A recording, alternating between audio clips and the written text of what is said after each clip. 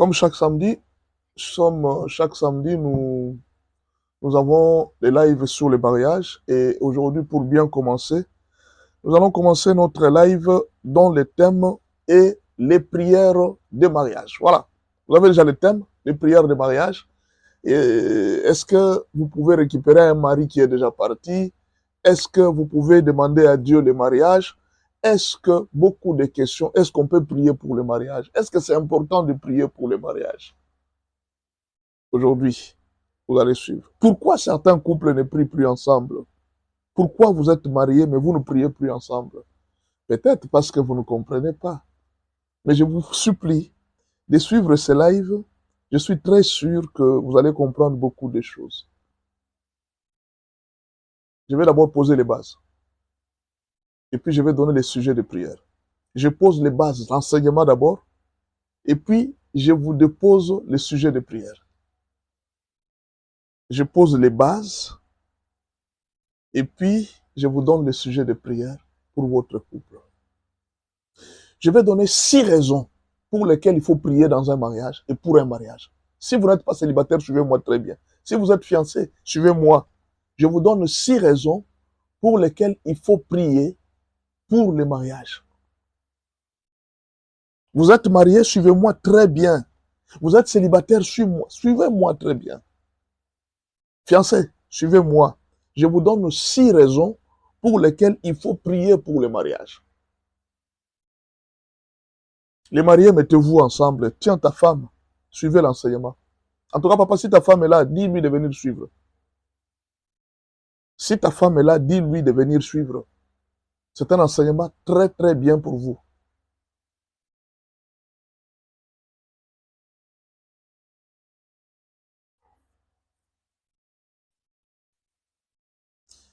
Première raison.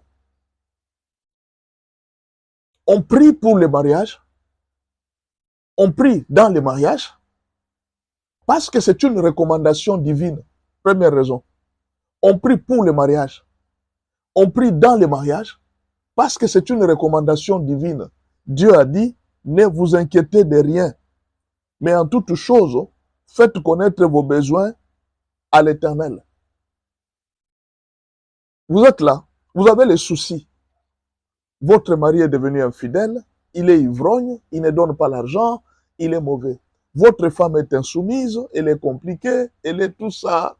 Toutes ces raisons-là, au lieu de vous inquiéter, présentez vos besoins à Dieu.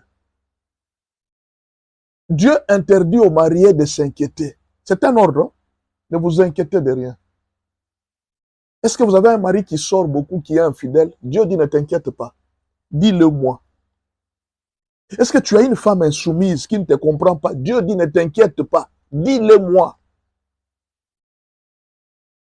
Est-ce que tu vis dans une famille où il n'y a pas de mariage? Dieu t'interdit. Ne t'inquiète pas, viens me le dire. C'est un ordre, tu dois respecter. Est-ce que vous êtes dans un foyer où le mari n'a pas de travail? Dieu n'a pas dit de vous inquiéter. Il dit venez me le dire. Ne vous inquiétez de rien. Mais faites-le moi connaître. Peut-être tu vas me dire, non mais je ne comprends pas. Veillez-y avec entière persévérance. Vous devez persévérer. Dieu dit de le lui dire. Jusqu'à ce qu'il va vous exaucer. Dis-le lui. Oh, mon mari ne me comprend pas. C'est sa famille toujours. Il aime toujours sa famille. Ce n'est pas un problème. Dis ça à Dieu. Parce que rien n'est impossible à Dieu.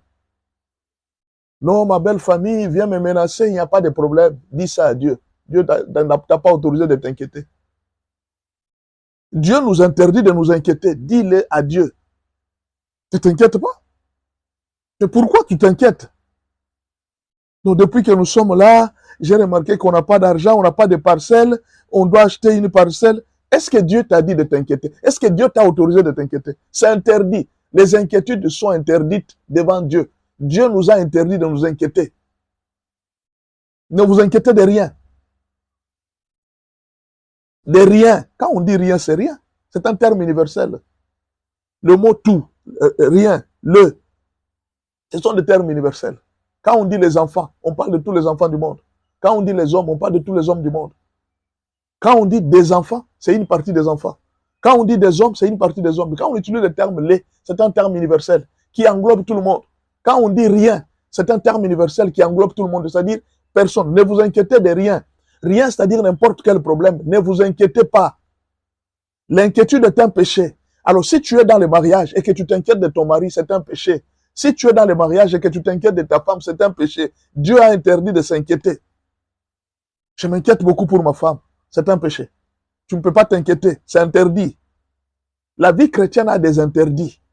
La vie chrétienne a des interdits. Parmi les interdits que Dieu a donnés, ce sont les inquiétudes. On va lire la Bible. C'est un ordre que Dieu a donné. Malheureusement, beaucoup de chrétiens s'inquiètent. Dieu nous a interdit. Allez voir les mariés. Ils s'inquiètent. Les femmes mariées s'inquiètent. Les hommes mariés s'inquiètent. La loi chrétienne interdit aux chrétiens de s'inquiéter. Est-ce que je peux répéter?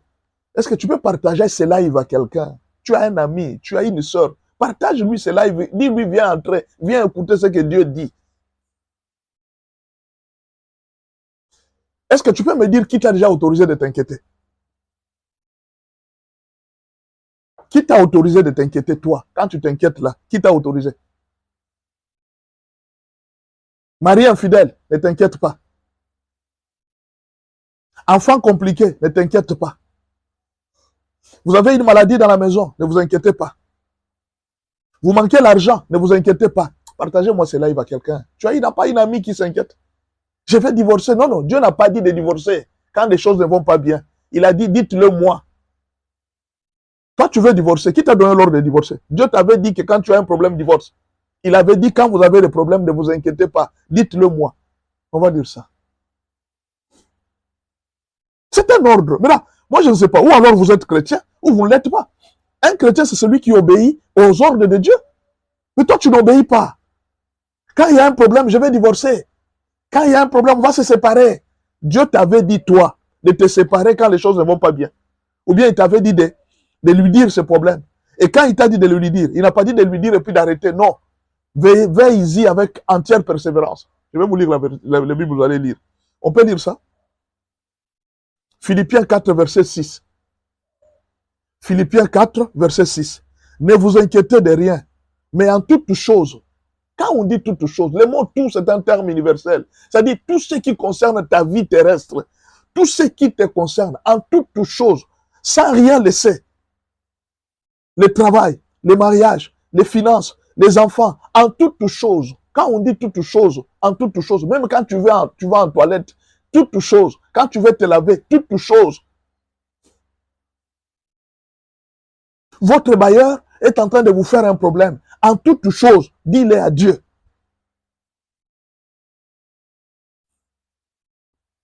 En toutes choses, faites connaître vos besoins à Dieu par des prières et des supplications, avec des actions de grâce.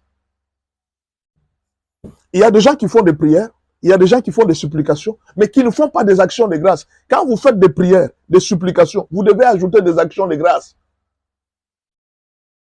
J'ai beaucoup prié. Tu as beaucoup prié? Non. On a dit ceci. Il faut prier, il faut supplier, et puis il faut faire des actions de grâce. Pour ton mari, pour tes enfants, pour tous ceux qui t'inquiètent. Tu as 3 choses à faire pour tous ceux qui t'inquiètent. Voici les 3 choses qu'il faut faire.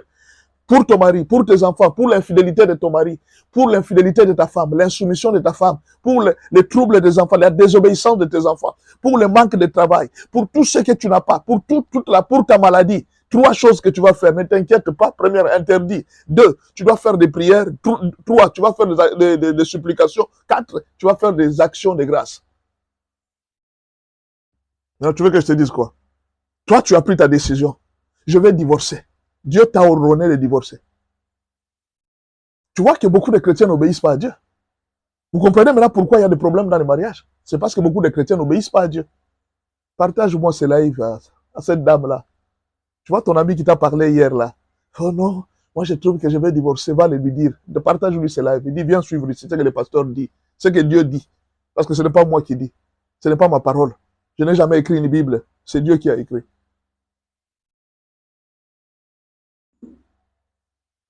Aujourd'hui, les chrétiens sont comment? Quand il y a des problèmes, je vais au tribunal. Je vais au tribunal. Dieu t'a déjà dit, donne-moi un verset qui t'a déjà autorisé que quand tu as un problème, va au tribunal. Donne-moi. Quand tu as des problèmes, va au tribunal. Je répète, 3 choses. Prière, supplication, action de grâce. Et tu fais comment les prières? Ah, je vais te montrer comment il faut faire les prières. La Bible a déjà répondu à tout. À tout. La Bible a déjà répondu à tout. Qui m'a salué là? Jean. Jambo sana ndugu yangu. Jambo sana. Jambo sana Jean. Ephésiens 6. Verset 18. 10 à 18. Ephésiens 6, verset 10 à 18. La Bible dit, faites toutes sortes de prières. Faites toutes sortes de prières. Pas seulement une prière, toutes sortes de prières. Des supplications. Veillez-y avec persévérance. Vous devez persévérer quand vous faites des prières.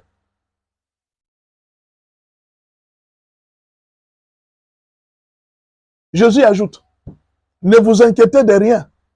Non, pas ça. Cherchez premièrement le royaume des cieux. Et le reste vous sera donné par-dessus tout. C'est-à-dire, quand même les choses ne vont pas bien dans ton mariage, le Seigneur te donne une autre dimension de faire les choses. Ton mari ne vient pas, il vient en retard. Dieu te dit, sers-moi. Va à l'église, occupe-toi du royaume. Moi, je vais m'occuper de ton mari. Ma femme est insoumise, tout ça. Laisse ça à Dieu. Va t'occuper du royaume. Dieu va s'occuper de ton mari. Tu veux qu'on te dise ça combien de fois? Toi, tu as pris ta décision. Quand tu as pris ta décision, c'est le Saint-Esprit qui t'a ordonné d'aller au tribunal avec ton mari.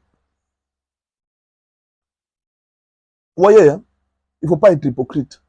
Vous dites aux gens que vous êtes chrétien, mais vous n'obéissez pas à Dieu. Vous dites à tout le monde que moi je suis chrétien, j'ai beaucoup prié, mais vous n'obéissez pas à Dieu. La prière, c'est l'obéissance.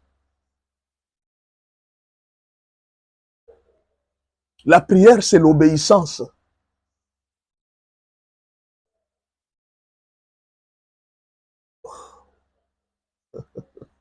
J'ai dit ceci. La prière, c'est l'obéissance à Dieu. Vous devez obéir à Dieu. C'est Dieu qui vous dit, vous êtes marié, suivez-moi bien. Vous êtes célibataire. Dieu n'a pas dit de vous inquiéter. Au moins, cette année ici, si je ne trouve pas un mari, je vais prendre même un deuxième bureau. Je vais entrer. Même, je risque même qu'on me donne même la grossesse, que j'ai même mon enfant, je reste. Dieu t'avait dit de faire ça. Ou bien c'est toi qui fais parce que tu as tes idées à toi. Dieu a dit, ne vous inquiétez de rien. Mais en toute chose, faites connaître vos besoins à Dieu. Tu nous as amené d'autres théories. Que si tu as un problème avec ton mari, va au tribunal. C'est la théorie que tu nous as amenée. Tu nous as amené une nouvelle théorie qui n'est pas dans la Bible. Si ma femme est insoumise, je dois la taper. Ce n'est pas cette théorie qui est dans la Bible. Tu nous as amené une autre théorie. Si ma femme ne me comprend pas, si ma femme ne respecte pas ma mère, je vais la chasser. C'est une théorie que tu nous as amenée. Cette théorie-là ne se trouve pas dans la Bible. Dans la Bible que nous lisons, la Bible dit, ne vous inquiétez de rien, mais en toute chose, faites connaître vos besoins à Dieu. Toi, tu as fait connaître tes besoins à Dieu. Oui, j'ai beaucoup prié. Veillez-y avec persévérance. Tu as persévéré? Oui, j'ai persévéré. Ah bon? Celui qui persévérera jusqu'à la fin sera sauvé. Tu as persévéré jusqu'à la fin? Jusqu'à ce que tu vois les résultats? Vous tous qui faites appel au souvenir de l'Éternel. Ésaïe 62, versets 6 à 7. Écrivez-moi ces versets. Vous tous qui faites appel au souvenir de l'Éternel, ne lui laissez pas un repos, jusqu'à ce qu'il vous exauce. Vous tous qui invoquez Dieu, vous tous qui appelez le Seigneur, vous tous qui avez besoin de Dieu, ne lui laissez aucun repos, jusqu'à ce qu'il vous exauce.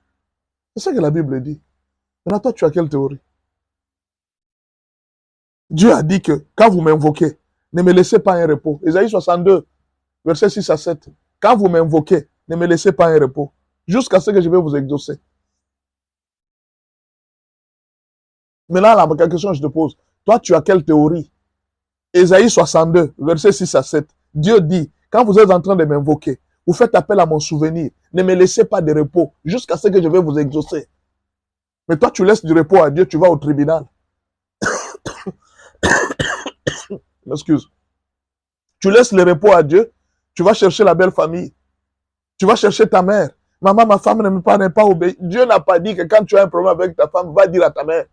Dieu n'a pas dit que quand tu as un problème avec ta femme, va dire, certes, on a besoin de conseiller, ce n'est pas mal. Mais ce que Dieu a dit, hein, quand ne vous inquiétez de rien, quand tu as un problème, dis-le moi. Votre mari a un problème au travail. Dieu n'a pas dit d'aller voir un marabout. Il a dit, dites-le moi. Vous avez compris? Dis ça à Dieu. Vous n'avez pas de promotion, dites-le à Dieu. Ne vous inquiétez de rien, dites à Dieu. Veillez-y avec entière persévérance. Ça, c'est la première raison. C'est un ordre de Dieu. Si vous vous inquiétez, vous n'obéissez pas à Dieu.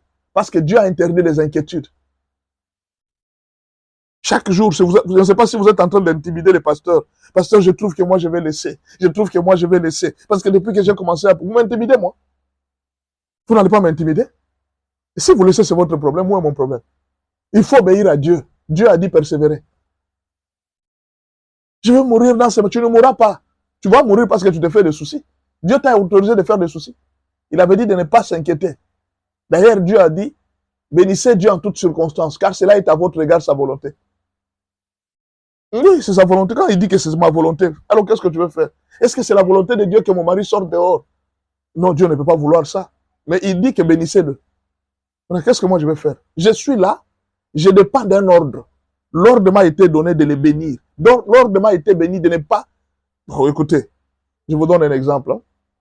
Il y avait une histoire qu'on nous avait racontée. Hein. Il y avait une histoire qu'on nous avait racontée. Ce sont des histoires des enfants. Hein. On dit un jour,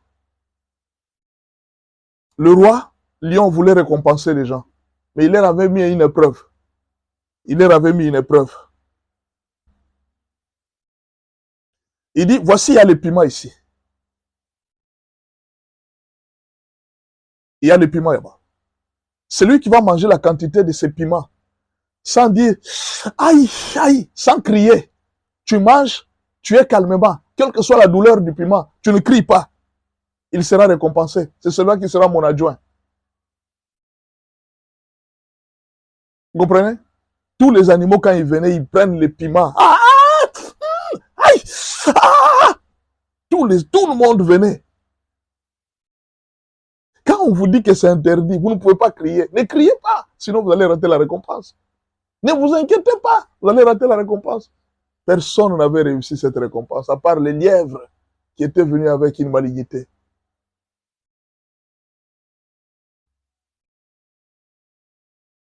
Le lièvre, quand il est venu, il a commencé à manger du piment. Il a dit au roi, il dit, mais moi je ne comprends pas pourquoi les gens crient, aïe! Pourquoi les gens disent, oh, oh! Et pourtant, ce n'est même pas difficile. Moi, je ne peux pas dire, oh, non, moi, crier, aïe! Ah! Je ne peux pas crier. Pourquoi les autres crient? Et pourtant, il était déjà en train de crier. Mais que le roi ne se rende pas compte qu'il crie. Pourquoi vous criez? C'est très facile. Euh, oui, tu as raison, Ray. En tant qu'humain, c'est normal de s'inquiéter. Un chrétien n'est pas un humain. C'est ça le problème, Ray. Vous êtes en train de dire aux gens que je suis né de nouveau. C'est-à-dire quoi? Vous êtes né de nouveau, mais vous vous comportez comme quelqu'un qui est un humain. Ah, c'est différent, non? Mais alors, acceptez que vous n'êtes pas encore né de nouveau. Un chrétien n'est pas normal. Qui vous a dit qu'un chrétien est normal? La vie chrétienne, elle est normale. Quelqu'un qui parle avec des esprits.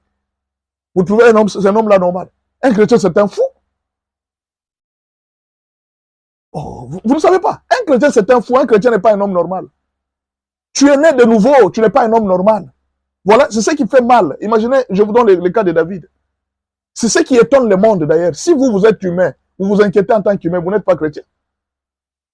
N'amenez pas votre humanité devant Dieu. Parce que vous-même, vous avez dit que je suis né de nouveau. Mais alors, quelle différence entre vous, un humain, et celui qui est né de nouveau? Quelle différence? Vous comprenez? Ne vous comportez pas comme des humains. Dieu a dit ça. Vous êtes des dieux, mais vous mourrez comme des hommes. Vous êtes des fils de très haut, mais vous mourrez comme des hommes. Vous vous comportez comme des hommes. David a perdu son enfant. Qu'est-ce qu'il a fait? Les gens pensent que il était en train de jeûner pour son enfant. Il était en train de jeûner pour son enfant. Et qu'est-ce qui s'est passé? Qu'est-ce qui s'est passé? Vous n'êtes pas un humain. Vous n'êtes pas des humains. Vous êtes des êtres célestes. Vous avez une nouvelle nature. Là où les gens pleurent, vous ne pleurez pas. Là où les gens regrettent, vous ne regrettez pas. Là où les gens craignent, vous ne craignez pas. Parce que vous avez un Dieu puissant. Mais ces gens ne voient pas ce Dieu. Ils voient votre assurance. Voilà pourquoi quelqu'un comme David, il vient de perdre l'enfant. On vient de lui annoncer que ton enfant est mort. Il s'élève, il va glorifier Dieu. Un enfant pour qui il a gêné pendant 7 jours. Les gens pensaient que quand on va lui annoncer la mort de l'enfant, il va crier, il va se jeter par terre. Non, non. Il s'est levé, il est parti à l'église, il a béni le Seigneur. Vous trouvez un homme comme ça normal? Les chrétiens ne sont pas des humains. Quand Dieu vous interdit, faites-vous une discipline de ne pas vous inquiéter. Faites connaître vos besoins à Dieu.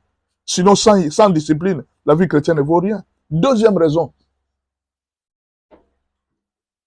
Deuxième raison pour laquelle il faut prier pour le mariage.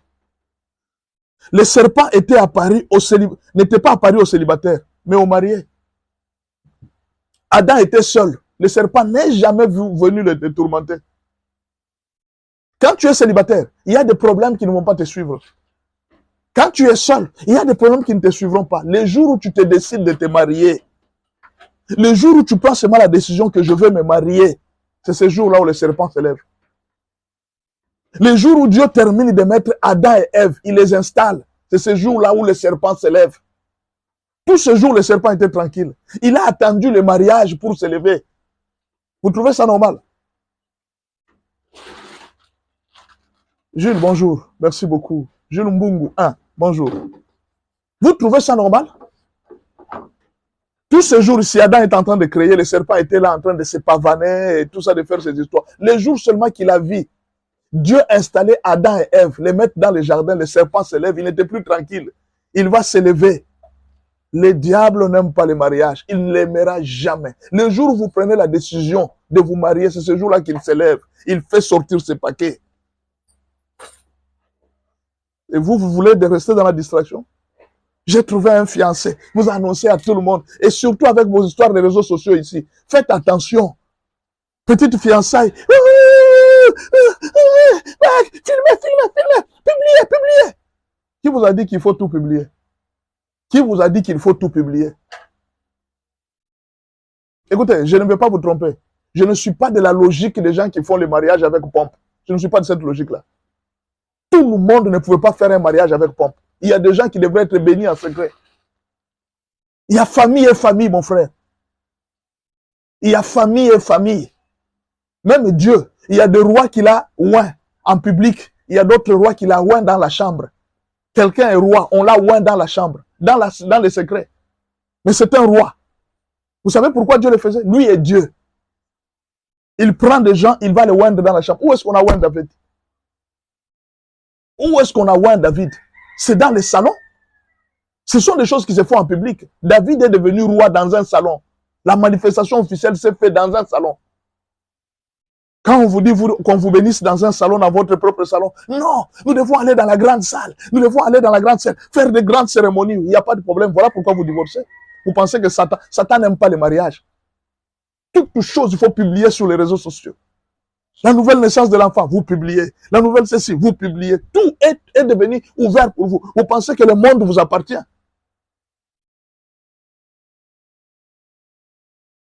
Un jour, j'ai dit à une fille, elle était fiancée. C'est chaque jour des photos avec son mari. Ils sont en train de se promener. Chaque jour avec son fiancé des photos. Je l'ai appelée. J'ai dit, ma fille, viens. Je ne suis pas content de la façon que tu publies les photos sur les réseaux sociaux. Tu dois avoir une vie secrète. Tu dois avoir une vie cachée. Tu n'es pas en conflit avec quelqu'un. Tu n'es pas en concurrence avec quelqu'un. Les pasteurs, vraiment, publier, ça fait quoi? Publier, ça fait quoi? Ma fille, je connais ce que je suis en train de dire. J'ai une expérience. J'ai une expérience. Tout le monde ne doit pas faire des choses en public. Il y a des choses que vous pouvez faire dans le secret. Tout le monde n'est pas venu d'une même famille. Chacun doit connaître sa famille. Dans ma famille ici, des choses comme ça. Il y a certaines tribus. Tu peux avoir papa à l'argent, mais il ne dit pas à ses enfants. Dans la Bible, il y a quelqu'un qui a même conseillé à ses enfants. Il dit, vous voyez, si vous voulez vivre longtemps dans cette famille, vous connaissez le fils d'Akab, de Rekab. Il a dit à ses enfants que si vous voulez vivre en Israël, soyez sages. Ne construisez pas de maisons. Ne construisez pas des tentes. Il leur a dit, si vous voulez vivre longtemps. Quand on va vous dire ça, vous allez vous fâcher. Mon mariage, vraiment, c'est le seul jour que j'ai. C'est le seul jour, c'est les jours, c'est les jours. Non, à un certain moment, tout n'est pas à dévoiler. Pourquoi Dieu est parti oindre David dans une chambre? Pourquoi? Pourquoi Dieu, qui est Dieu, il dit à Samuel, va le oindre en secret? Il sait pourquoi. Parce que si David était oint en public, il allait être tué. Alors j'ai dit à la fille, fais attention. Moi, je ne suis pas content. Oh non, papa, moi, je ne vois pas un problème. Cacher, c'est pourquoi les ennemis doivent savoir que Dieu nous a aussi bénis. Il n'y a pas de problème. Elle n'a pas fait plus d'une année de mariage. Aujourd'hui, le mariage est parti. Elle n'est plus mariée. Je dis, mais publie aussi que tu n'es plus marié. Dis aussi au monde que tu n'es plus marié. Tu as publié les mariages. Publie aussi les divorces. Pourquoi tu ne publies pas les divorces? Non, je te pose la question. Tu as publié les mariages. Tout le monde a vu comment tu t'es marié. Mais publie aussi les divorces. Nous tous, nous savons que tu es marié. Mais pourtant, tu es déjà divorcé. Mais publie nous aussi les divorces. Pourquoi tu ne publies pas les divorces? Tout est public, non? Nous rendons tout public. Ils doivent connaître notre vie. Tu voulais connaître ta vie. Mais fais-nous connaître aussi ton divorce. Fais-nous connaître aussi ta stérilité. Ça fait plusieurs années que tu ne t'es pas marié. Fais-nous connaître ta stérilité. Ne jouez pas. Vous ne maîtrisez pas ce monde. Les diables, il était tranquille. Mais le jour seulement où Dieu a placé Adam et Ève, Satan se lève. Ça ne vous dit rien? Ça ne vous enseigne pas? Partagez-moi ces lives à quelqu'un. Des gens qui aiment discuter à tout moment. Ça fait quoi? Moi, je ne peux pas cacher mon bonheur. Moi, je ne peux pas cacher mon bonheur. Il faut faire attention. Ne publiez pas tout. Soyez discrets, mes enfants. Dieu lui-même, regardez la sagesse de Dieu. Il vous donne un enfant. Il le cache dans le ventre pendant 9 mois. Il ne vous dit pas le sexe de l'enfant. Il ne vous dit rien. C'est seulement le jour où vous venez, vous voyez, l'enfant est venu, c'est alors que vous découvrez que c'est un garçon, vous découvrez que c'est une fille. Ça n'a pas dépendu de votre décision. Vous comprenez? Dieu a caché. Il n'a pas voulu montrer le premier mois de l'enfant, le deuxième mois de l'enfant, le troisième. Il vous cache tout.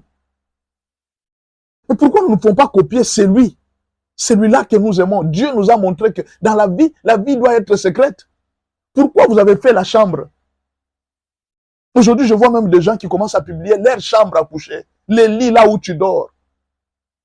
C'est pas possible ça. C'est quoi cette folie? Tu appelles ça chambre, mais tu publies ça sur les réseaux sociaux. Ce n'est plus une chambre. Ça devient un lieu public. Parce que regardez bien sur les réseaux sociaux. On vous a dit quelque chose. Rendre ça public. Quand tu as rendu une photo publique, n'importe qui peut la partager. N'importe qui peut la partager. C'est-à-dire, quand tu rends une photo publique, la photo devient pour tout le monde. C'est une photo publique. Quand tu rends ta chambre publique, elle devient une chambre de tout le monde. Tout le monde peut entrer dans ta chambre. Maintenant, il y a des gens qui entrent dans ta chambre, qui regardent les coins et les coins, mais il y a d'autres qui peuvent entrer spirituellement. Parce que tu as publié. C'est toi-même qui nous as publié. Ne publiez pas vos enfants. Ne publiez pas n'importe quoi. Surtout les photos de mariage. Soyez discrets, chers enfants de Dieu. Vous n'êtes en course avec personne. Vous ne voulez prouver à personne que vous vous êtes mariés. Vous vous êtes mariés pour votre propre bonheur. Ce n'est pas en publiant les photos que vous devenez heureux. Ce n'est pas en rendant public vos photos que vous devenez heureux. Il y a beaucoup de gens qui n'ont même pas de téléphone, qui ne sont même pas sur TikTok, qui ne sont même pas sur les réseaux sociaux. Ils se marient et ils sont heureux. Tu penses que quand tu publies les photos, c'est alors que tu deviens heureux?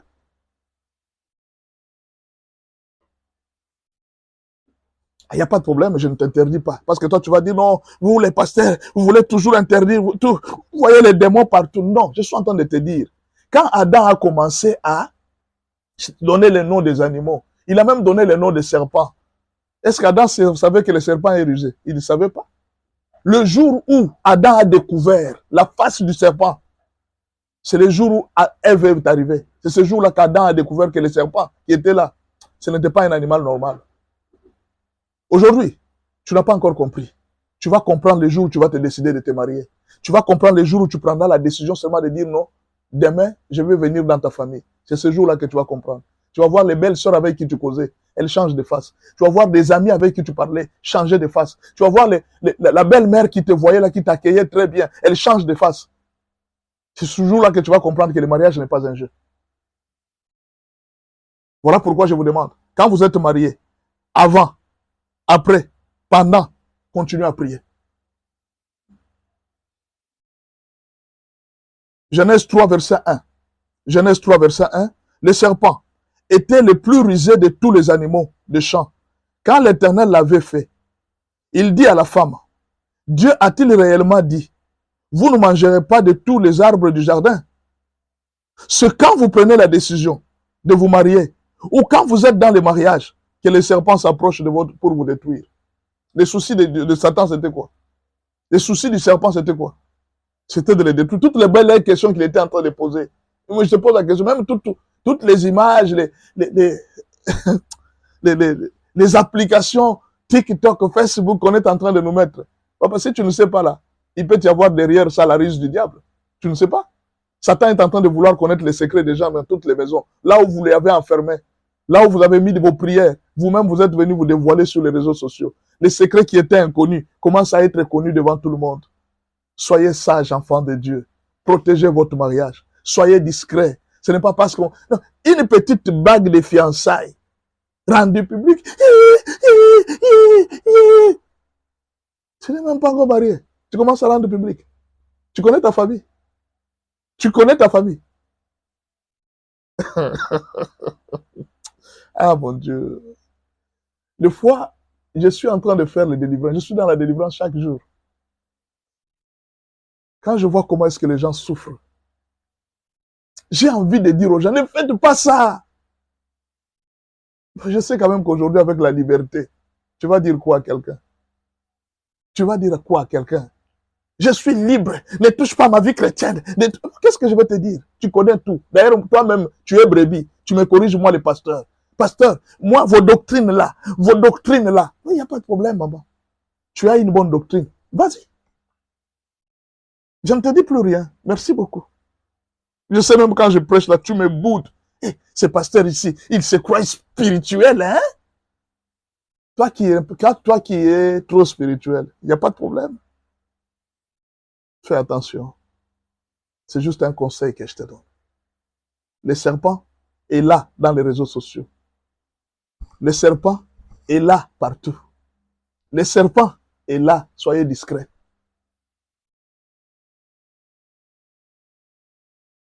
Si je te pose la question, pourquoi tu as publié tes photos? Au fait, au fond de toi-même, tu ne sais pas pourquoi. Mais il y a une sorte d'orgueil en toi. Tu veux prouver qui tu es. Tu veux montrer qui tu es. Tu n'as pas besoin de ça. Tu n'as pas besoin de vivre pour prouver, pour montrer à quelqu'un. Tu peux rendre un compte privé. Peut-être si tu veux publier pour tes amis, tu peux envoyer des photos en privé pour tes amis. Pourquoi rendre tout public? Si c'est important, oui, il n'y a pas de problème. Généralement, moi, quand je voyage, si je dois effectuer un voyage, un jour, je me rappelle, j'avais fait un voyage. J'ai publié. Quand je suis monté dans les bus, j'ai publié. Quand j'arrive en tel village, je publie. C'était un voyage de bus. Quand j'arrive en tel village, je publie. Nous sommes déjà arrivés à cet endroit. Nous sommes déjà arrivés à cet endroit. J'ai fait ce voyage. Je vous dis la vérité, j'avais souffert pendant ce voyage. J'ai dit, mais je n'ai jamais voyagé comme ça. Quelle douleur. Alors, c'est au retour que le Seigneur m'a reproché. Il dit, pourquoi tu as publié tes photos avant de partir? Pourquoi tout le monde doit connaître ta position avant, partout où tu es? Je suis le seul qui suis omniscient. Je connais tout. Satan ne connaît pas tout. C'est vous qui lui dites vos problèmes.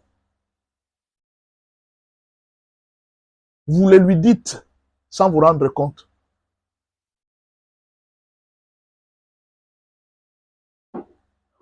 Alors, depuis ce jour-là, j'avais pris une résolution. J'ai voyagé. J'ai pris des photos. J'ai pris des photos. J'ai pris des photos. J'ai pris des photos. Des photos, je les ai gardées. Le jour où j'ai terminé le voyage, j'avais fait un excellent voyage. Cette fois-là, je n'avais rien publié. Un excellent voyage. Je suis déjà rentré, j'ai déjà tout fini, j'ai accompli ma mission. C'est alors que j'ai commencé à publier les voyages. Alors la première question qu'on m'a posée, pasteur, tu as voyagé? J'ai remarqué une chose. Quand tu publies les photos où tu es seul, là, les gens ne disent rien. Quand ils te voient dans un avion, plusieurs commentaires. Pasteur, tu as voyagé, bon voyage papa, bon voyage papa. Mais pourquoi quand je publie tous ces jours, vous ne commentez pas? Je pense que tous ceux qui commentent là, il y a beaucoup de gens qui sont venus contrôler ton compte. Fais attention, c'est une sagesse que je te donne. Il y a beaucoup de gens qui sont là pour contrôler.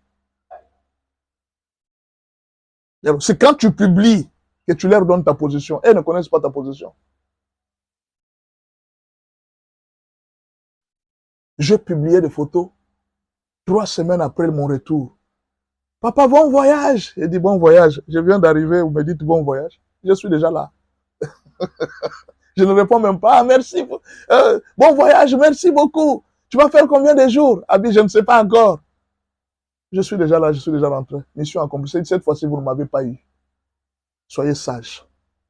Soyez sages. Vous êtes avec les enfants. Photo. Ici, nous sommes arrivés à... Ah, je crois que tout le monde est content.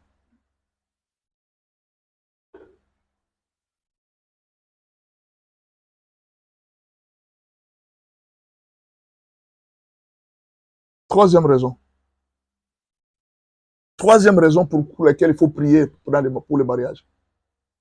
Il faut prier, il ne faut pas jouer. Quand je te dis de prier, il ne faut pas jouer.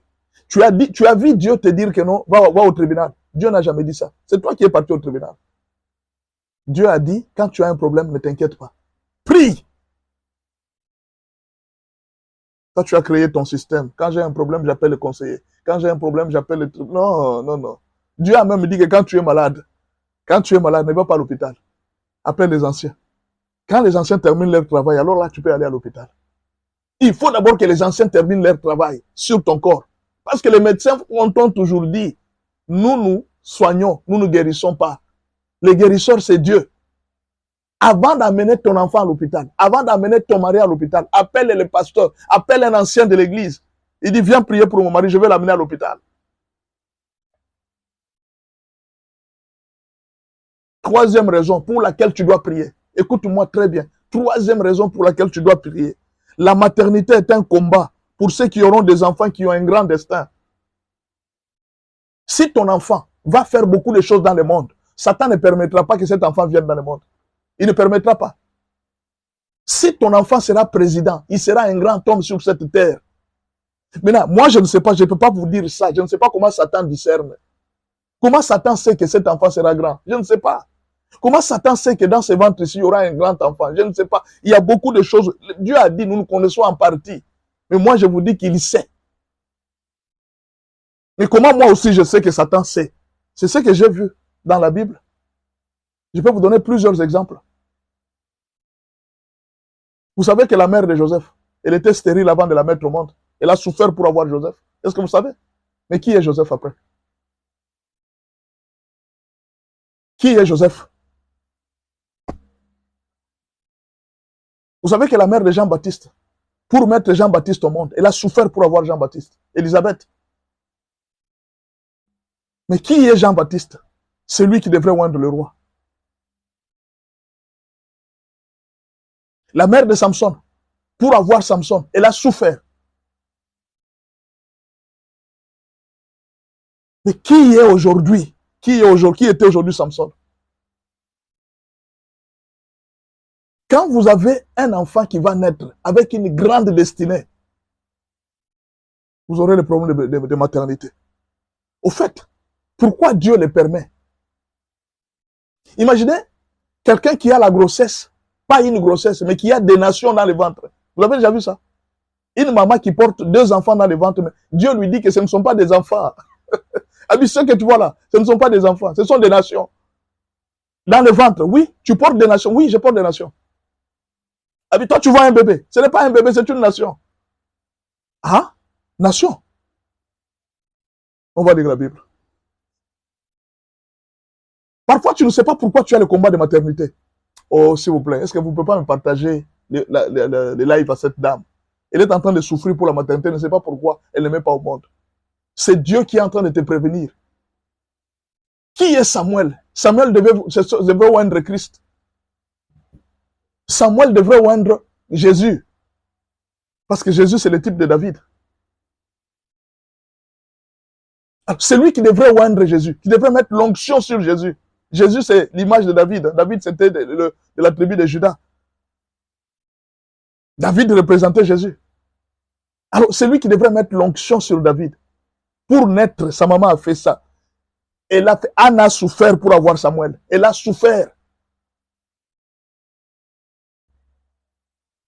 Si je suis aliéné, mon frère, qu'est-ce que tu es venu faire? Bloquez-moi ce monsieur ici.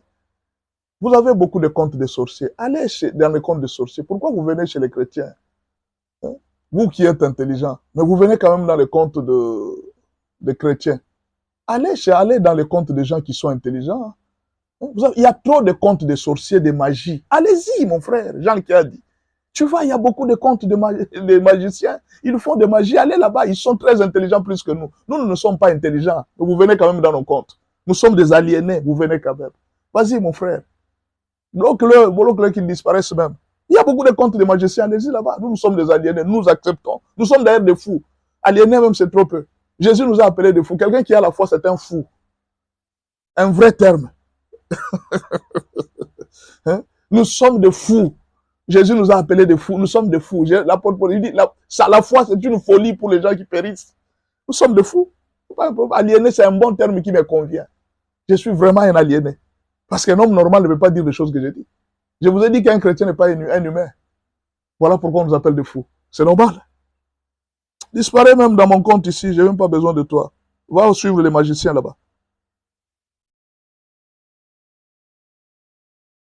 Genèse 25, verset 21.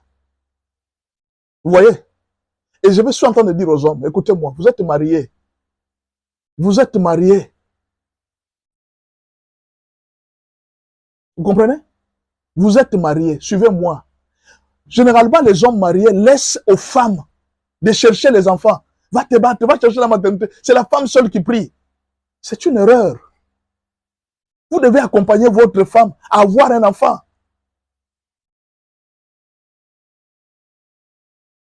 Ah. Regarde-moi celui-ci. Il veut même divorcer. Non, mais tu n'as pas d'enfant. Moi, je pense que je dois divorcer. Tu veux même divorcer. C'est pas possible. Non, mais tu veux même divorcer. Eh, regardez-moi. Tu veux divorcer pour faire quoi?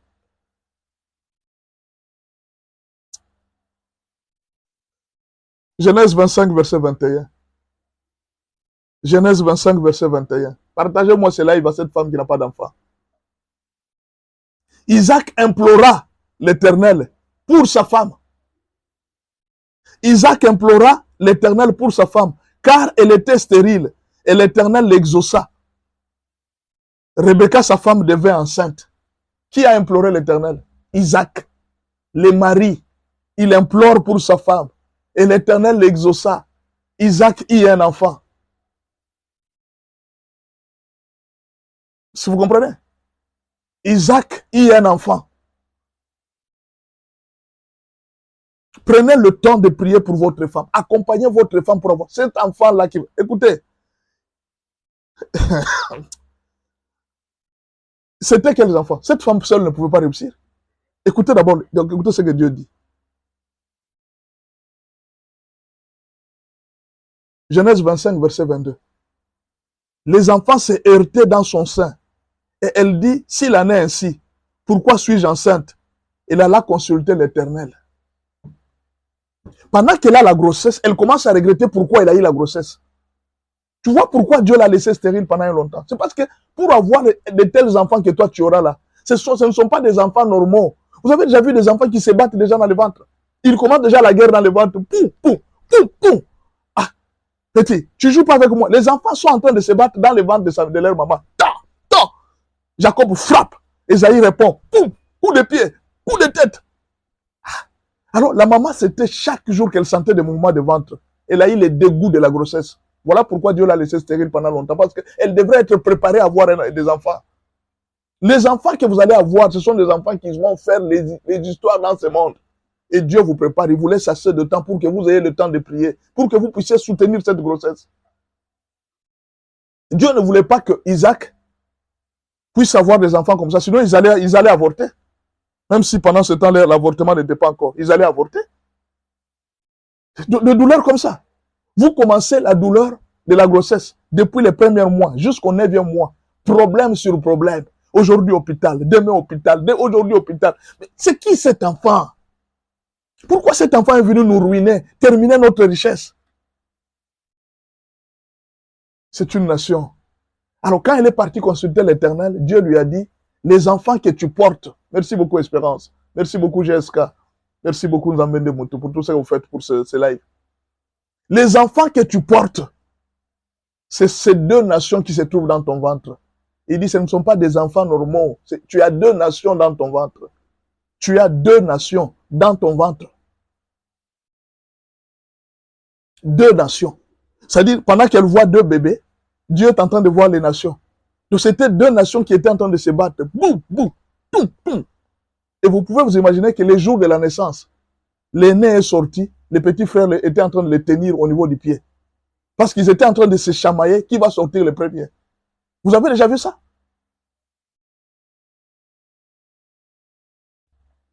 Ne vous inquiétez pas. Ne vous inquiétez de rien. Vous avez un problème, priez. Marie, accompagnez votre femme pour la maternité de votre femme. Parfois, vous êtes en train de penser que la maternité viendra du pasteur. Non, nous connaissons un pasteur. Ici, chez Isaac, la maternité n'était pas venue du pasteur. C'est le mari qui a prié. Le mari a prié, le mari a dit, Seigneur, donne à ma femme l'enfant. Peut-être le jour où toi tu vas prier pour ta femme, tu prends tes mains, tu imposes, tu dis, Seigneur, donne les enfants à ma femme. Tu vas voir que ta femme va avoir des enfants plus grandes que la prière du pasteur. Ne laisse pas ta femme chaque jour dans les mains des pasteurs. Tel pasteur impose les mains. Elle va même rencontrer des pasteurs occultistes qui vont prendre même la bénédiction de ces enfants-là. Commence aussi à prier pour ta femme. Le matin, tu prends l'huile, tu m'imposes les mains. Il dit, Seigneur, je veux que ce ventre soit guéri. Tu vas voir un jour, Dieu va vous exaucer. Ici, on dit qu'Isaac avait imploré l'Éternel parce que sa femme était stérile et Dieu leur avait donné des enfants. Pourquoi tu ne le fais pas? Pourquoi tu n'as pas la foi pour ta femme? Tu laisses ta femme dans les mains des pasteurs et les pasteurs vont commencer à prendre maintenant de l'huile. Ils vont poser au niveau du ventre de ta femme. Parce que tes mains là, tu ne peux pas utiliser tes mains pour prier pour ta femme. Mais Isaac qui prie là, il n'était pas marié comme toi. Pourquoi tu vas prier pour ta femme qu'elle ait des enfants?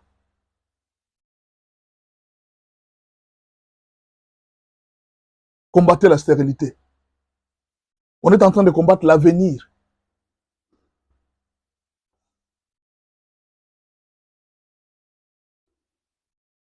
Quatrième raison pour laquelle les mariés doivent prier. Quatrième raison pour laquelle les mariés doivent prier, c'est la vengeance du dragon. Je dis quoi? La vengeance du dragon. Je ne sais pas si vous avez déjà entendu parler de la vengeance du dragon. Vous connaissez la vengeance du dragon? Chers parents, suivez-moi très bien. Chers célibataires, suivez-moi très bien. Vous connaissez ce qu'on appelle la vengeance du dragon? Vous en avez déjà entendu parler? Je vais vous en parler. Partagez-moi ce live, s'il vous plaît. Partagez-moi à quelqu'un. Dites à quelqu'un de venir suivre. Qu'il vienne suivre la vengeance du dragon. Dites à quelqu'un qu'on est en train de prêcher sur la vengeance du dragon, qu'il vienne suivre. Je n'ai pas donné le verset pour la deuxième raison. Attendez. Attendez, je vais vérifier. Bon, de toute façon, je vous ai toujours dit, j'ai donné Genèse 3, 1, non? Le serpent n'était pas apparu. Genèse 3, verset 1. Le serpent était le plus rusé de tous les animaux de champ. Il n'est apparu que le jour où Dieu a porté le mariage. Tout ce temps ici, on ne parlait pas du serpent. Quand seulement Dieu a posé Ève, Dieu termine à dire, c'est pourquoi l'homme quittera son père et sa mère, et les deux s'attacheront. Ils deviendront une seule chair. Aïe! Quand Dieu termine, Genèse 2, vers les derniers versets là, nous sommes au Genèse 3, chapitre 1. Le serpent était le plus rusé. C'est-à-dire, quand il a vu le mariage, il a commencé les combats. C'était ça la deuxième raison. Et la troisième raison, je viens de dire tout de suite là. Alors, si vous n'avez pas eu, vous aurez... Hein, troisième raison, la maternité. Il faut combattre. Il faut combattre. Oui, tu dis que pour se marier, c'est difficile. On se marie, c'est toujours un combat. C'est ça la vie. Vous aimez la bénédiction, c'est un combat. D'ailleurs, peut-être vous ne le savez pas. Les hommes riches, pour avoir la richesse, c'est un grand combat. Et pour se maintenir dans la richesse, c'est un combat. C'est partout. C'est ça la vie. Il n'y a pas seulement le combat dans le mariage. Même dans la vie, il y a un combat.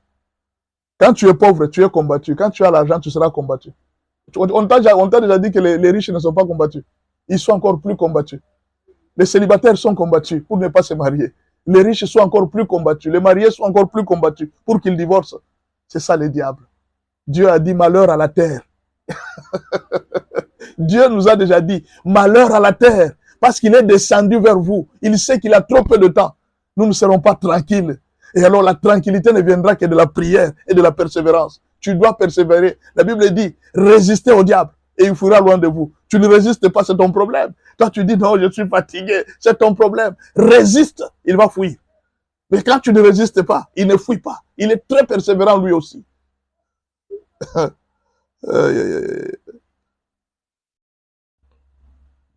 Faites entrer d'abord quelqu'un. Invitez moi-même une personne pour lui dire, viens suivre la vengeance du dragon. Viens suivre la vengeance du dragon. Tu connais la vengeance du dragon? Je vais te lire l'histoire. Apocalypse 12, verset 3. Avant que la femme ne mette au monde, je vous ai dit ça, non? Avant que la femme ne mette au monde, il y avait un signe qui est apparu au ciel. Commencez par le verset 1 d'Apocalypse. Un signe parut dans le ciel, une femme enceinte. C'est-à-dire, la femme est enceinte, mais un signe est apparu dans le ciel. Vous pouvez vous imaginer? La femme tombe enceinte, et pendant qu'elle est enceinte là, un signe apparaît dans le ciel. Vous pensez que ces enfants ne sont pas liés avec le ciel, avec les étoiles ici? Vous ne pensez pas? Je ne sais pas. Mais on dit que les jours où cette femme a eu l'enfant, un ciel est apparu. C'est-à-dire, Dieu a annoncé la naissance au monde entier, à l'univers, qu'il y a une femme qui va, un enfant qui va naître qui sera spécial. Quand Satan a vu, hein, regardez l'étoile là, regardez. Nous allons attaquer. La Bible dit, un autre signe apparaît dans le ciel. Le diable aussi apparaît. Le serpent, quand il voit les mariages, il voit la maternité, il a peur. Il sait que cet enfant, s'il va naître, il va me détruire. On y va. Après le premier signe, écoutez, je suis au verset 3, Apocalypse 12, verset 3. Un autre signe parut encore dans le ciel. Et voici, c'était un grand dragon rouge, ayant 7 têtes et 10 cornes, et sur ces têtes, 7 diadèmes. Apocalypse 12, verset 3. Alors, le dragon est venu combattre la grossesse de la femme. Il est venu tuer l'enfant. Il dit, cet enfant ne va pas sortir. Pourquoi l'enfant avait l'étoile? Je vous ai dit que le serpent, le diable combat la maternité. Pourquoi? Parce qu'il ne veut pas que ses enfants viennent sur la terre. Des enfants qui ont des étoiles, des enfants qui font des signes dans le ciel. Il ne veut pas. Alors, il est venu combattre la grossesse de la femme. Dieu merci, Dieu a fait grâce, cette femme a mis au monde. Il a pris les garçons et la femme a fui. Le dragon était fâché contre la femme, il a suivi. Le dragon a suivi la femme. Il a jeté une puissance de fleuve. Il a sorti le fleuve dans sa bouche. Il a jeté à la femme. Vous allez penser que c'est de la science-fiction. C'est dans la Bible, mon frère. Cette histoire que je te raconte. Genèse 12, verset 17. Et le dragon fut irrité contre la femme. Et il s'en alla faire. Écoutez, comme il a raté la femme, il a raté l'enfant, il rate la femme. Qu'est-ce que le dragon a fait? Et le dragon fut irrité contre la femme. Et il s'en alla faire la guerre au reste de sa postérité et à ceux qui gardent le commandement de Dieu et qui ont le témoignage de Jésus. Pour se venger. Comme j'ai raté la femme, comme j'ai raté l'enfant, je vais me venger. Tous ceux qui viendront de la descendance de cette femme, je vais les détruire. Comme je l'ai raté, je vais les détruire. Je vais les tuer. Je vais les tuer. parce qu'il a raté. Il a dit que je vais me venger.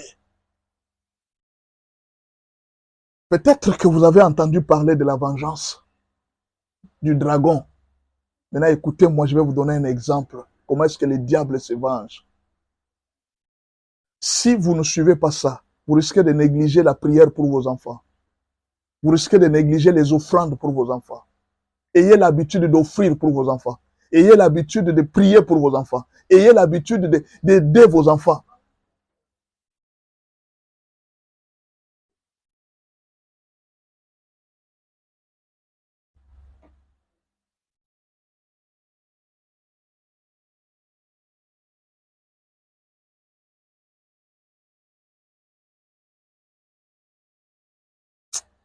Cette histoire, avant de la raconter, ça me fait très mal.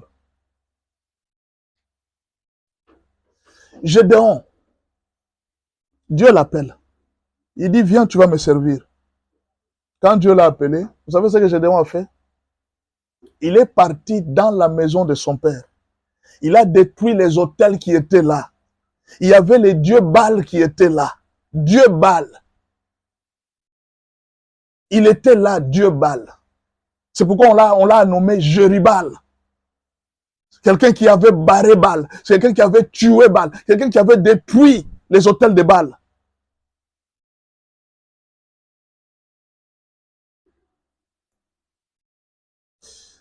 Dieu lui a donné la victoire. Ouais, mon fils, tu as gagné, tu as gagné. Et vous savez combien d'enfants il a eu? Il a eu 72 enfants. 72. 72 enfants. Gédéon, avant de mourir, avait 72 enfants. 72. Donc, il a eu les enfants par-ci, par-là, même des balles perdues. Des femmes avec des concubines. Il a eu par-ci, par-là. Lui, il pensait que c'est fini, j'ai gagné la vie et puis c'est fini. Alors que le diable était en train de préparer sa vengeance. Le diable était en train de préparer sa vengeance. C'est ce que j'appelle la vengeance du dragon. Je m'en irai combattre ceux de ta descendance. Gédéon est parti. Il a laissé le pouvoir. Maintenant, il y avait un conflit d'héritage, un conflit de pouvoir. Il y a un des enfants d'une concubine qu'on a appelé Abimelech, qui était le fils de Jérubal, de Gédéon. Cet enfant était né avec une concubine. Cet enfant voulait aussi le trône de son père. Les 70 enfants étaient là-bas.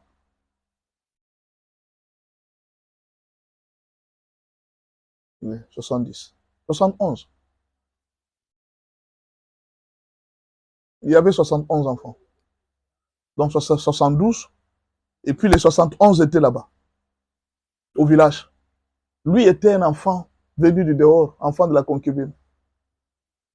Il s'est dit, je vais récupérer le pouvoir. Il a appelé ses frères. Je suis de la famille de sa mère. Et il dit, vous savez que moi aussi je suis fils de Jérubal. Maintenant, je vous pose la question. Vous voulez que ces enfants règnent sur nous? Ou bien c'est moi qui dois régner sur vous? Vous aussi vous acceptez?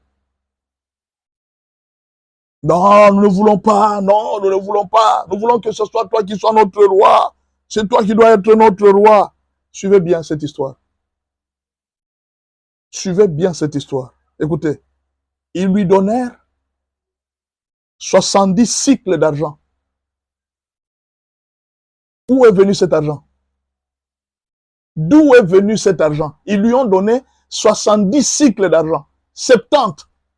C'est un hasard? Non, ce n'est pas un hasard. D'où est venu cet argent? Qu'ils enlevèrent de la maison de Baal-Bérite. Baal-Bérite, c'était qui? Ce n'est pas le Baal que le père avait tué. Baal-Bérite est arrivé. Jérubal, tu as tué Baal. Maintenant, cette fois-ci, Baal te revient. Il a donné 70 cycles d'argent. Vous pensez que c'est un hasard, 70? C'est le nombre d'enfants? 70 cycles d'argent, c'est le nombre d'enfants. Il avait oublié de compter. Il avait fait une erreur de compter. Il fallait qu'on lui donne 71 cycles d'argent. On lui a donné 70 cycles d'argent. C'était un sacrifice sur la table. C'était une cérémonie d'un sacrifice. Une cérémonie d'un sacrifice qui venait d'être fait. Cet argent venait d'une divinité pour sacrifier les vies humaines. Cet argent est sorti de Baal-Bérite, de la maison de Baal-Bérite. Abimelech s'en servit pour acheter des misérables et des turbulents qui allèrent après lui. Juge 9, verset 5. Juge 9, verset 5. Vous allez lire ce que j'étais en train de lire, c'était le verset 4. Juge 9, verset 5. Il vint dans la maison de son père à Ophra, là où se trouvait toute sa famille, les 71 enfants. Il tua ses frères, fils de Jéribal, 70 hommes, sur une pierre, sur une même pierre. Il n'échappa que Jotam, le plus jeune fils de Jéribal, car il s'était caché. Pourquoi il s'était caché? Parce qu'on n'avait pas donné son offrande là-bas. Il avait donné l'offrande de 70. Ils avaient mal calculé. Il y a un fils qui s'est caché. Parce que son offrande n'était pas donnée, on ne pouvait pas le voir. C'était un sacrifice satanique pour avoir le pouvoir. Mais c'était les enfants de qui? Les enfants d'un oint de l'Éternel. Est-ce que je peux répéter? Ces enfants qu'on est en train de tuer là, ce sont les enfants d'un oint de l'Éternel.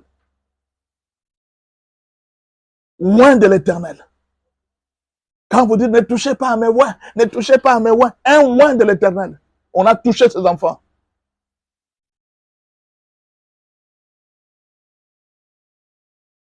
Je suis en train de vous dire une chose. De votre vivant, commencez à préparer l'avenir de vos enfants. De votre vivant, commencez à offrir pour vos enfants. Vous savez comment on a eu les enfants? On a offert pour eux 70 cycles d'argent. On les a sacrifiés. C'est que les enfants étaient sans protection. Papa n'avait pas laissé une protection pour les enfants. La seule offrande qu'il avait donnée là, au début, c'est la seule offrande qu'il avait donnée. Pour la victoire, avait-il donné d'autres offrandes? Avait-il continué à offrir? Quand on vous parle des offrandes, vous êtes là, les pasteurs aiment l'argent, les pasteurs aiment l'argent, garde ton argent. Garde ton argent, il y a des banques, tu peux donner ton argent dans des banques.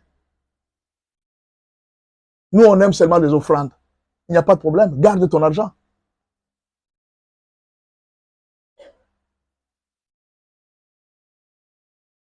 Écoute, aie l'habitude de soutenir l'œuvre de Dieu au nom de tes enfants. Offre pour tes enfants. Sacrifie des choses pour tes enfants. Tu arrives dans une église, donne ça au nom de tes enfants. Tu fais une enveloppe, ça c'est pour mon fils tel, ça c'est pour mon mari. Cette enveloppe, je donne, c'est pour mon fils. Offre pour tes enfants. Fais des prières sur ça. Ici, on a offert pour les enfants de Jérubal 70 cycles d'argent. Sortis de la maison de Baal-Bérite. Ils sont sacrifiés. Les enfants avaient-ils une couverture? Les enfants étaient-ils protégés?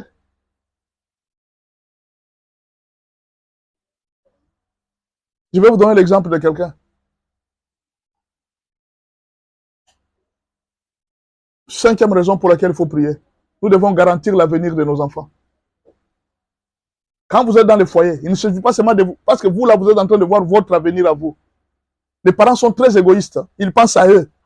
Depuis un certain moment, mon mari ne tire plus attention à moi. Je pense que je dois divorcer. Tu es en train de penser à ton attention à toi. Tu as pensé à l'avenir de tes enfants? Attention, attention, il ne tire pas attention à moi. Et attention, attention. Elle n'est pas soumise. Ma femme n'est plus soumise. Soumise. La soumission là, c'est bien. Tu as pensé à l'avenir de tes enfants. Égoïste.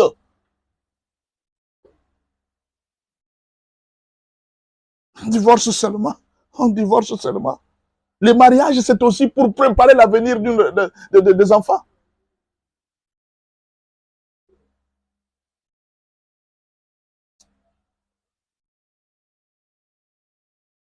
On va parler de ça. Les offrandes qui sont dans la Bible. On va parler de ça.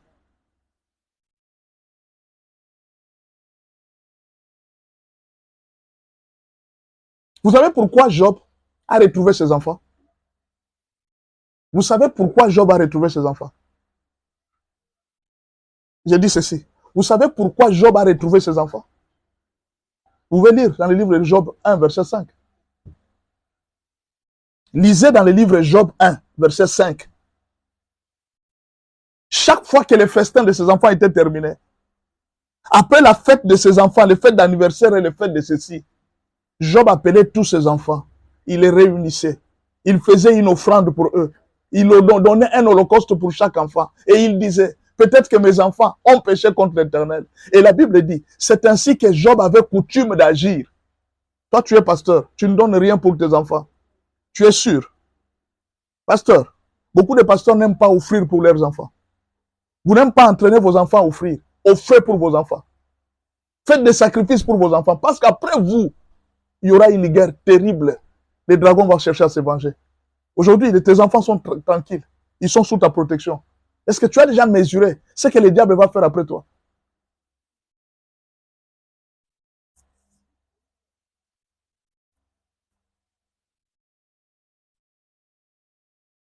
Un jour, Dieu m'avait donné cet enseignement quand il y avait le problème du pasteur Moïse Mbie. C'est ce jour-là où Dieu m'a parlé. Dieu m'a parlé de cet enseignement les jours où Moïse Mbie a connu des problèmes en justice pour un problème d'une femme. Il avait violé une femme. On a amené Moïse Mbie en justice.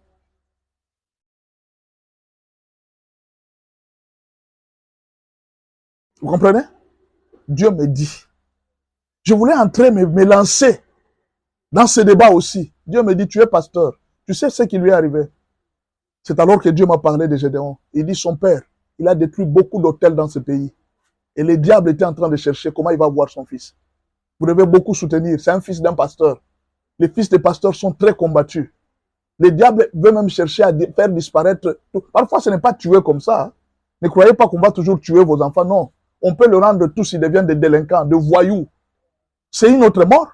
Toi, leur papa, tu étais pasteur. Mais tes enfants aujourd'hui se retrouvent dans l'alcool. Tes enfants se retrouvent aussi dans une vie de débauche. C'est une autre mort. Satan les a tués. Mais autrement, ayez l'habitude d'offrir pour vos enfants. Pendant que vous êtes vivants, offrez pour vos enfants. Surtout si vous êtes serviteur de Dieu. Achetez des chaises pour vos enfants. Achetez des micros. Mettez ça au nom de vos enfants. Apprenez à vos enfants d'offrir. Chaque fois que vous leur donnez l'argent, dites à vos enfants, enlevez le 1/10. Allez offrir à l'église. À chaque anniversaire de vos enfants, avant que les gens viennent fêter pour vos enfants, donnez une offrande pour vos enfants. Dites à Dieu, dites Seigneur, je veux que mes enfants deviennent des serviteurs de Dieu. Vous appelez un serviteur de Dieu, il bénit vos enfants. C'est alors que les enfants peuvent commencer la fête. Ayez ces habitudes d'offrir. Peut-être vous allez me dire, ouais, pasteur, ça aussi tu exagères. Donne-nous un verset, pasteur. Je vais vous donner un de versets. Genèse 49, verset 1. Genèse 49, verset 1. Jacob appela ses fils et dit, assemblez-vous et je vous annoncerai ce qui vous arrivera dans la suite de temps. Je vais vous annoncer ce que votre avenir sera. Il a préparé l'avenir de ses enfants, il a commencé à les bénir. Comment vous êtes parents, vous ne pensez pas à l'avenir de vos enfants? Comment vous êtes parents, vous ne pensez pas à l'avenir de vos fils? Bénissez vos enfants, donnez des sacrifices, donnez des offrandes, préparez leur avenir. Quand vous êtes en train de vous offrir, dites à Dieu, dites Seigneur, je veux que cet enfant devienne serviteur de Dieu. Je veux qu'un jour il te serve. Je veux le faire. Pourquoi vous ne pouvez pas préparer l'avenir de vos enfants? Pourquoi? Alors que nous avons, la Bible dit, tout est possible à celui qui croit. Même si je ne vois pas l'avenir de mes enfants, je peux projeter et dire, Seigneur, je veux que cet enfant devienne président de la République. Seigneur, je veux que cet enfant devienne ingénieur, il devienne médecin. J'offre pour sa médecine. Je veux que mon enfant réussisse. La Bible dit qu'il te soit fait selon ta foi. Si Dieu a un autre destin, il le fera. Mais toi, fais d'abord pour tes enfants.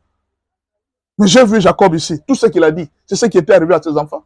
Qui lui avait dit de parler? Il a eu son inspiration, il a dit, venez, je vais vous annoncer votre avenir. Je vais dire ce qui va vous arriver par la suite de temps. Je donne un deuxième exemple. Il s'agit de Lévi. Son père avait donné la dîme. Pendant qu'il était dans le ventre, l'enfant n'est pas encore né. Son père donne déjà la dîme pour lui. Son père donne la dîme à la place de son enfant. Vous avez déjà vu ça? Les enfants qui ne sont pas nés, vous donnez déjà des offrandes pour eux. Même si vous êtes célibataire, vous pouvez commencer à offrir pour vos enfants. Ah, les pasteurs, ça, moi je n'ai jamais fait, je n'ai jamais appris ça. Je suis célibataire, commencez à offrir pour mes enfants. Lévi n'était pas né. Abraham n'avait même pas un enfant. Isaac n'était même pas encore né. Abraham offrit la dîme de Lévi dans le ventre de son père. Abraham ne connaissait même pas Lévi, mais il a offert la dîme pour lui.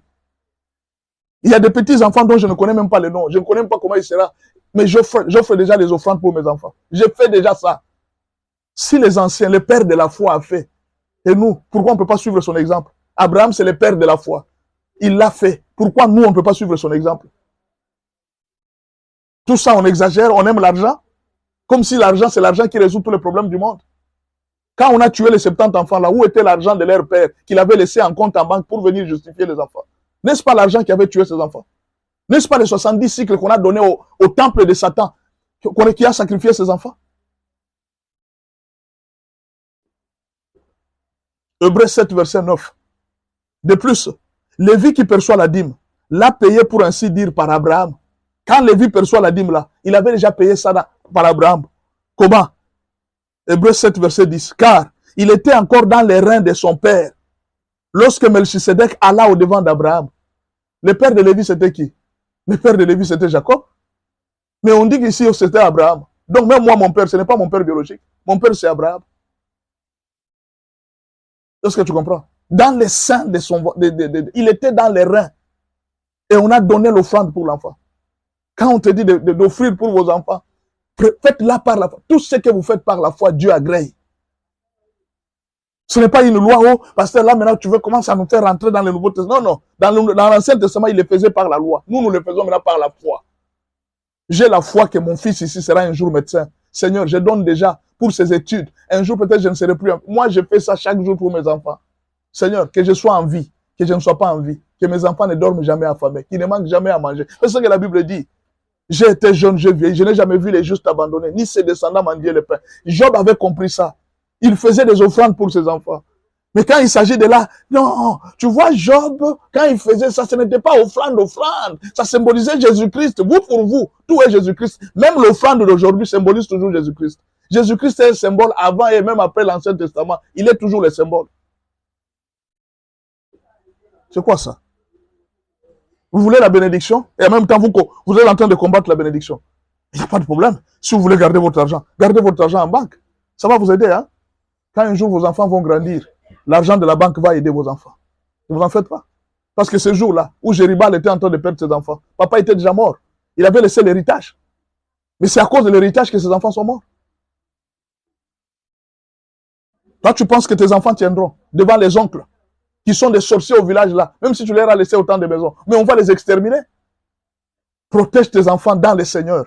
Mets tes enfants dans le Seigneur. Prends Dieu comme une banque de tes enfants. C'est là qu'il faut placer tes enfants. Ne les place pas dans les biens de ce monde. Place tes enfants dans la banque de Dieu, dans les mains de Dieu. Avant que tu ne quittes la terre, sois sûr que tu as rassuré l'héritage de tes enfants dans les mains de Dieu. Pas dans les mains de ce monde, pas dans une banque.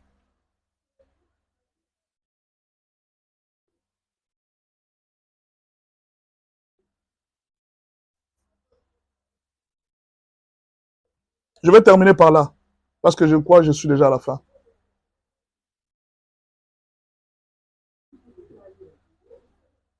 Je vais terminer par là. Une sixième raison pour laquelle il faut prier, c'est pour prévenir et combattre les divorces. Mieux vaut prévenir que guérir. N'attendez pas que l'événement arrive pour que vous commenciez à prier. Non. Mieux vaut prévenir que guérir.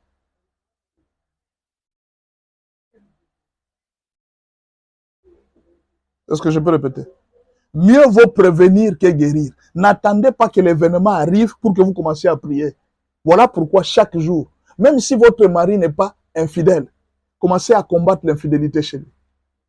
Même si votre femme n'est pas infidèle, combattez l'infidélité chez votre femme. Seigneur, ne permets jamais que ma femme me trompe. Ne permets jamais que mon mari me trompe. Commencez déjà à combattre ça. Deuxième prière qu'il faut faire pour prévenir les divorces. Combattez les incompréhensions. Seigneur, donne-moi assez d'humilité pour que chaque fois que mon mari parle, que j'apprenne à me taire. Seigneur, enlève l'orgueil à moi. Parce que ce qui amène les incompréhensions, c'est l'orgueil. Tu ne veux pas laisser la place à l'autre. Tu n'as pas de respect envers l'autre. Tu trouves que l'autre est moins que toi. C'est l'orgueil qui amène les incompréhensions. Tu peux demander à Dieu d'enlever l'orgueil dans votre cœur. Si Dieu enlève l'orgueil, vous n'aurez plus d'incompréhension. Vous pouvez commencer à combattre la pauvreté. Parce que plusieurs personnes ont divorcé à cause de la pauvreté, de manque d'argent. Vous pouvez prier pour votre femme pour que Dieu enlève l'insoumission dans votre femme. Dieu n'a pas dit de vous inquiéter. Dieu a dit, quand vous avez un problème, faites-le moi connaître. Vous pouvez combattre la violence de votre mari, la violence de votre femme. Votre femme est très violente. Quand elle se fâche, elle se cache, elle casse tout. C'est un esprit qui agit en elle. Vous pouvez commencer à combattre cette violence. Seigneur, je ne veux pas que ma femme soit violente. Je veux que tu coupes ses mains. Je veux que tu détruises la force qui est dans son corps, qui est en train de la pousser à détruire les choses. C'est le diable qui est destructeur. Ma femme n'est pas destructrice. Ma femme, c'est ma femme. Commence à prier. Seigneur, c'est le diable qui est destructeur. Mon mari n'est pas un destructeur. Seigneur, je détruis l'esprit de violence. Je détruis la violence verbale. Je détruis la violence. Je sais que Dieu nous a dit de faire. Dieu ne nous a pas dit de divorcer. Il a dit quand vous avez des problèmes, priez.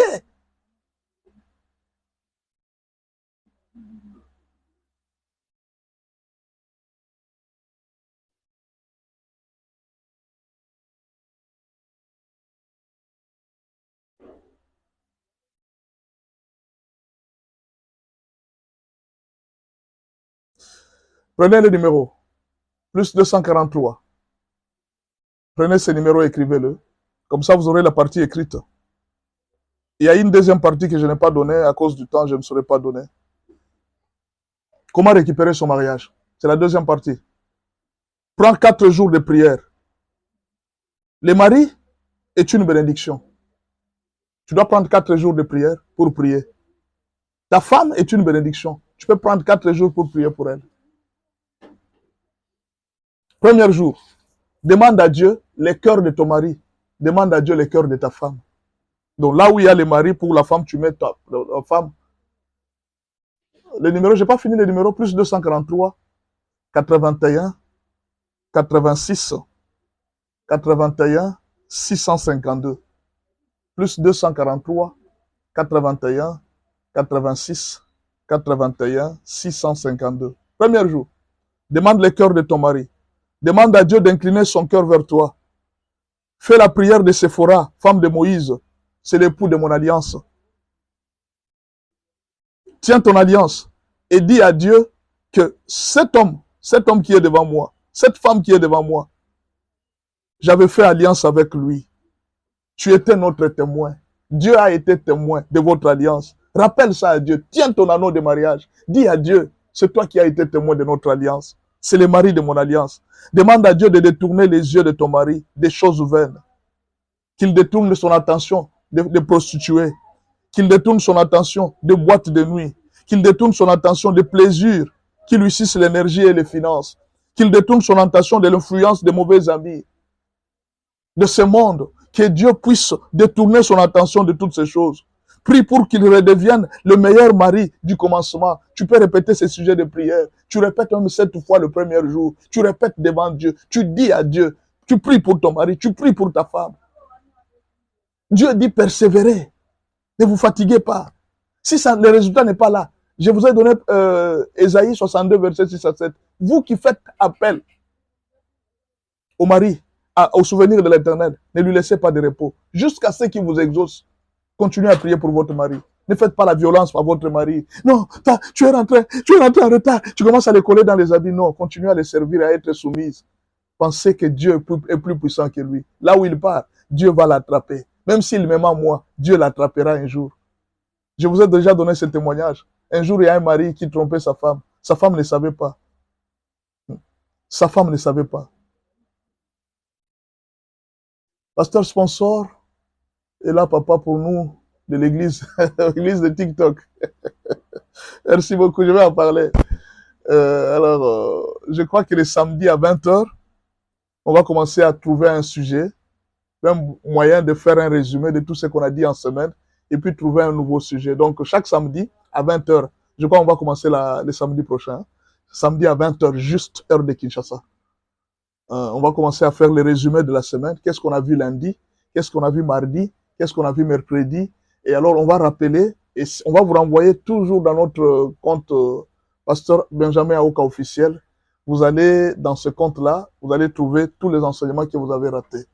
Vous voyez, alors chaque samedi, si vous voulez devenir partenaire, il y a quelqu'un qui m'a écrit déjà hier que vous voulez devenir partenaire. Merci beaucoup. Je vais vous envoyer le numéro de Zambende Moutou. Zambende Moutou, vous pouvez nous rappeler votre numéro vous pouvez le contacter. Vous allez vous réunir. Chaque jour qu'il y aura un enseignement, comme celui-ci, on vous envoie directement dans votre compte WhatsApp. Parce que vous êtes partenaire. Votre montant de soutenir, ce n'est pas moi, c'est vous-même qui allez fixer avec votre Dieu. Alors, prenez le numéro plus 243 81 86 81 652. Plus 200, voilà, le numéro est là. Plus 27 670 91 81 99. Nous, chez nous, on dit ceci.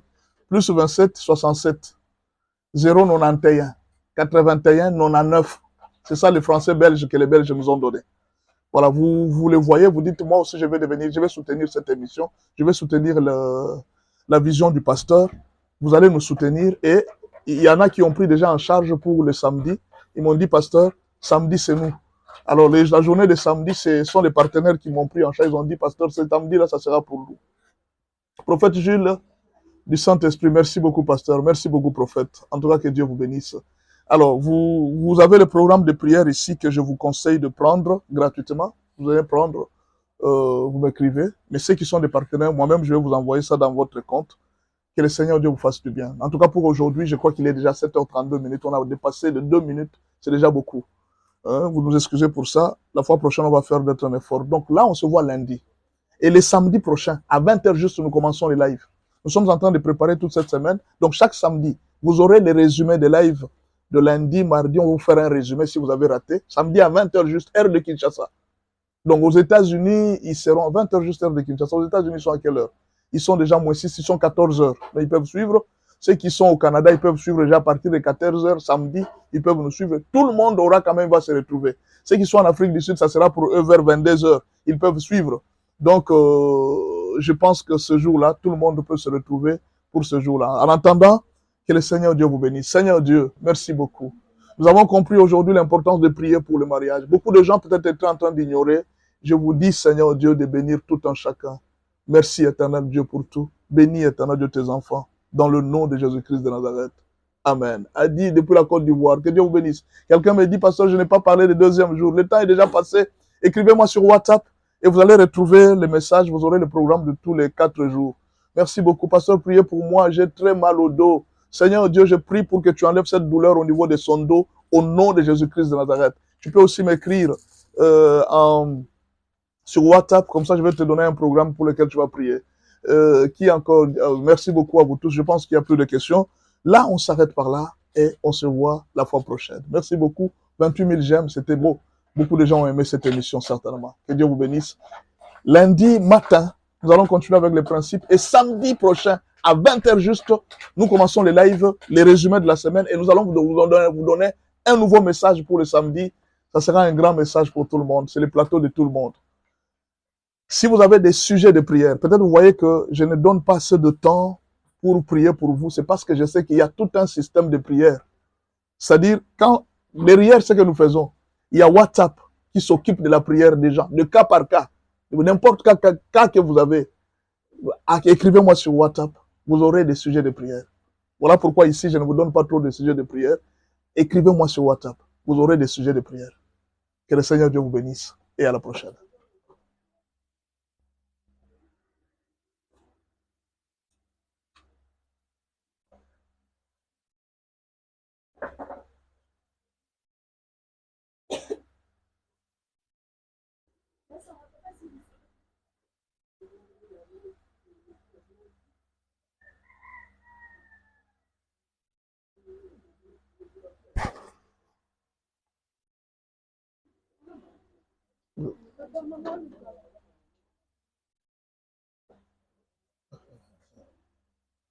Maman.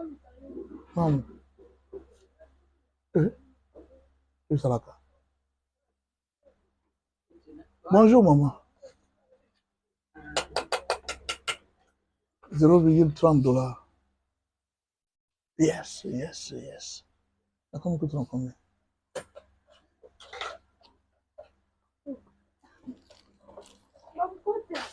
Oh, non, c'était. Oh, mes amis. Ah, c'est là.